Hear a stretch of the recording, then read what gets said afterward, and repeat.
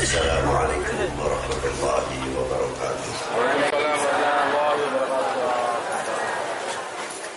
Alhamdulillahirabbil alamin.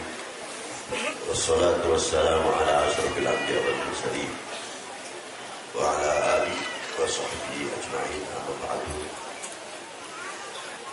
Siang hari ini kita kedatangan tamu guru besar di Masjidil Haram. Beliau itu cucu guru saya.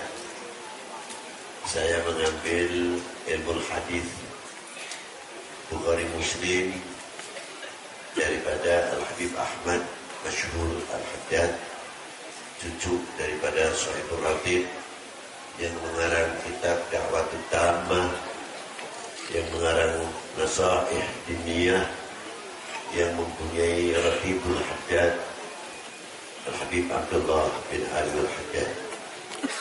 Beliau itu Al-Habib Abdullah Muhammad bin Ahmad Masyhur Al-Haddad yang telah memasukkan Islam di Kenya, Afrika, lebih daripada 10.000 orang yang masuk Islam di tangan beliau. Al-Habib Ahmad Masyhur. Pagi hari ini kita datangan beliau. Semoga beliau mau mengisi walaupun sebentar untuk bekal kita menghadapi Ramadan. Al-Ikhlas, Musyekh Musannif berkata, Babul Ikhlas, bab ikhlas. Ikhlas itu kelihatannya gampang, diucapannya sepele, tapi berat kita mengamalkannya. Siapa sih yang tidak menginginkan pahala? Semua orang dalam ibadah memerlukan dan menginginkan pahala. Tapi terkadang kita lupa kepada si pemberi pahala. Hanya pahala yang dikejar, tapi yang memberikan pahala tidak dikejar. Inilah yang membuat makrifah kita itu menurun, sulit untuk bisa mendapatkan ikhlas. Apabila ikhlas kita bisa menggapai keikhlasan, kenal dahulu kepada si pemberi pahala. Lalu nilainya pahala dibanding dengan si pemberi pahala besar mana? Maka kita sepakat orang ahli ma'rifah umpamanya pasti akan mengatakan lebih besar si pemberi pahala. Kalau kita mengejar surga, surga makhluk, bukan Tuhan. Tapi surga ciptaan Allah Subhanahu wa ta'ala. Maka ketika kita melirik kepada surga, tapi tidak mau melirik kepada pencipta surga, akhirnya juga semu. Ketika kita melirik kepada neraka, takut kita kepada neraka luar biasa. Tapi anehnya takut kita kepada pencipta neraka lebih besar takutnya kepada neraka. Tapi apabila kita selalu melirik kepada dan melihat kepada pencipta neraka dan surga, kita akan takut menemukan khauf yang sebenarnya, mutiara yang sebenarnya, apa yang dikatakan takut kepada Allah Subhanahu wa ta'ala. Itulah mutiara-mutiara di dalam amaliyah kita, sehingga kita ketika berenang di dalam lautan yang luar biasa bisa menemukan mutiara yang tiada ternilai harganya. Ma'asyiral hadirin rahimakumullah. Al-ikhlas itu nur min nurillah, cahaya dari Allah Subhanahu wa ta'ala. Beruntunglah atas manusia yang mendapatkan titipan ikhlas, titipan cahaya Allah, sehingga menerangi kepada hati kita, bisa menggapai mahwal makna ikhlas. Sebenarnya makna ikhlas Dengan petunjuk Allah, dengan binurillah, kita akan mengetahui dalam muamalah segi amal perbuatan kita lebih banyak melihat kepada Allah Subhanahu wa ta'ala. Ketika kita mau berbuat, mengatakan diri saya bisa, diri saya mampu, tapi ketika kita melihat dari siapa kamu bisa demikian, kembali kepada Allah Ta'ala, apa kamu tidak malu kira-kiranya mengaku? Inilah.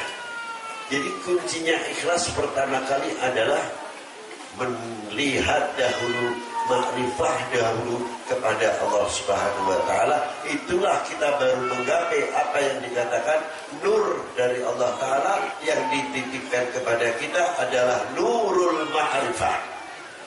Itu syarahnya.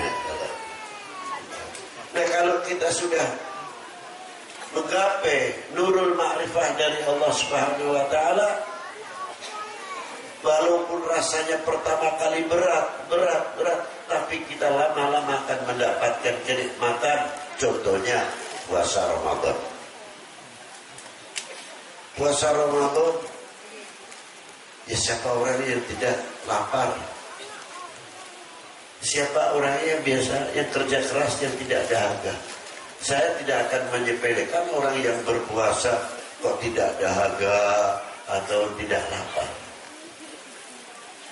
Memaklumi atas ketidakkuatan atau kita paksakan harus pertama kali kita merasakan berat, tapi ajibnya Allah Ta'ala memberikan satu kenikmatan ketika mendekati kurang 5 menit, nikmat yang luar biasa. Mau buka ini seolah-olah kalau bisa diajukan sedikit, jangan buru-buru balik. Itu yang mampu menikmati. Jadi kalau mau maghrib kondisi istilah mana asyik betul, jalan-jalan pun kelihatan padahal dari siang dahaganya setengah mati. Paling luar biasa. Ini begitu mendekati maghrib. Kalau tingkat TK lain lagi saya. Kalau tingkat TK saya mungkin bapak-bapak lain, ibu-ibu lain. Kalau saya lain lagi puasanya bolak-balik lihatnya jam. Yang biasanya jarang melihat jam, aktif melihat jam. Itu kelihatannya panjang betul. Terkadang kita tertipu oleh nafsunya sendiri. Membaca Quran pun bukan karena Allah, kelihatannya karena Allah menghibur nafsunya. Karena apa? Kita ini kalau bisa baca Quran 1 juz setengah jam, umpamanya yang pelan. Berarti kalau 2 juz 1 jam. Kan kita tidak kerasa bismillahirrahmanirrahim, wah asik bener. Tapi matanya begini kejam lagi. Lagi-lagi kejam lagi. Jadi nafsunya dihibur oleh qiraatil Quran. Ada lagi kalau udah sholawat, ada tasbih, ada apa. Ya Allah kelihatannya luar biasa. Asyhadu an la ilaha illallah astaghfirullah. Nas'alukal jannata wa na'udzubika minan nar. Wah, luar biasa. Dari asyiknya di Ramadan, awal tarawih itu terkadang terjadi yang lucu-lucu. Ya, karena biasa bilali setahun sekali. Bilalan itu kan dilakukan tidak setiap malam kan, dilakukan setiap malam. Dari asyiknya ini bukan cerita, pernah setiru. Waktunya Al-Khalifatul Awal Amirul Mukminin Sayyidina Abu Bakr ibn al-Khattab. Wah, itu rusak ya. Di sebelahnya tahu Abu Bakr ini Siddiq langsung itu. Jadi orang dari asyiknya dalam menyambut bulan Ramadan, dari gembiranya terkadang mendatangkan kita tertawa atau lupa sebab karena lupa. Makanya Rasulullah bersabda tepat sekali, farhatan dasai. 2 keistimewaan, 2 kebahagiaan. Yang pertama indah berbuka, yang kedua nanti pada mahsyar, di dalam mahsyar, tetap di dalam jannah. Ini keistimewaan orang-orang yang bisa menikmati. Namun kalau tidak kita melangkah 1, 2, 3, mana mungkin kita bisa menikmati nikmatul Ramadan. Maka dari itu Ramadan itu bagian yang pertama adalah Mengapa menghindarkan kita supaya kita tidak tertipu oleh nafsunya? Kalau sudah tidak tertipu nafsunya, untuk meraih makomatil ikhlas, bangga atas kita mendapat kehormatan dari Allah seperti sholat 5 waktu. Kita ikhlas, bangga bisa diperintah oleh Allah Ta'ala, bisa berzakat. Bangga diperintah oleh Allah untuk menjalankan shaum Ramadan, bagian satu kehormatan dari Allah Subhanahu wa taala. Tidak lepas dari itu kita mendapat kehormatan dari Allah, dipanggil selalu oleh Allah apa? Ya ayyuhalladzina amanu. Yang menciptakan kita, yang berzikir kita, malah kita dihormati oleh Allah Ta'ala, dipanggil selalu ya ayyuhalladzina sallu alaihi wasallimu taslima. Kaitannya nanti ada lagi yang selain itu, tapi dipanggil dahulu, panggilan kehormatan dari siapa? Yang menciptakan. Kalau kita selalu bisa menikmati panggilan Allah ya ayyuhalladzina amanu, mestinya kita malu. Nah, kalau malu solusinya apa?